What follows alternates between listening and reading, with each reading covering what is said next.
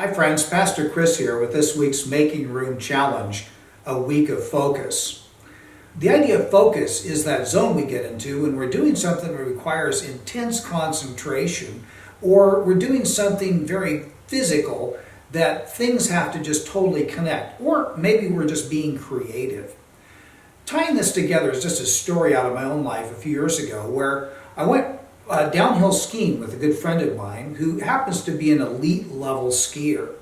And we went down a couple difficult runs and he observed my form and he made a suggestion to me that really revolutionized my skiing. His suggestion was for me to lean forward downhill on my skis.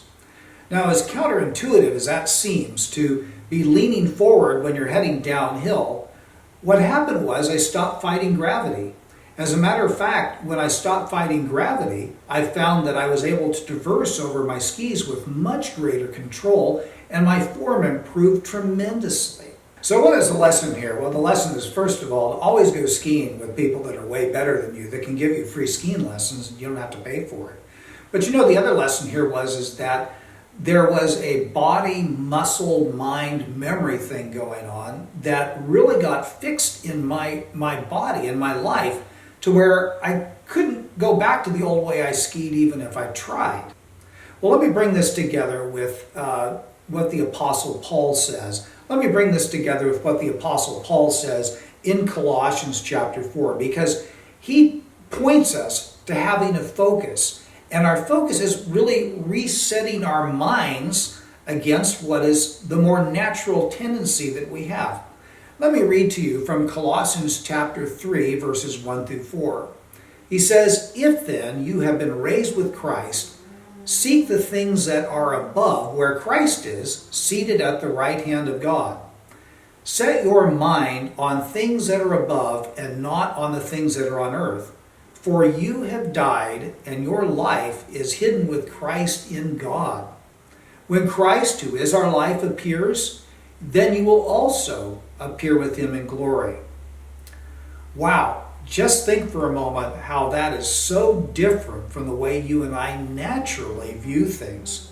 First of all, we all think of our death as some sort of future event, and then we're going to go and be with the Lord. Paul is actually teaching us that our death, the death that we died, is actually something that happened in our past. And that what's going to happen in the future is our life from the future is going to catch up with us in the present. A great story appeared in a San Francisco newspaper a number of years ago about this guy that as a young man, he was walking on the sidewalks of San Francisco and he looked down and he had the good fortune at the time of finding a $5 bill.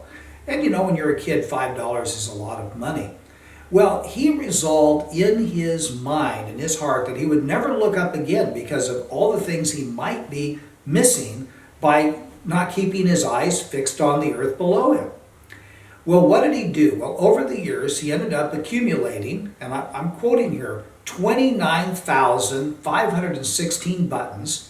He found 54,172 pins, 12 cents, and he also had a bent back and a miserly disposition. You know what else he lost? He lost something like the glory of sunlight, the radiance of the stars, the smiles of friends, and the freshness of the skies. Friends, the choice is yours. Set your eyes on the earth, where you can find bobby pins and junk on the sidewalk, or you can set your minds with Christ above, where he is.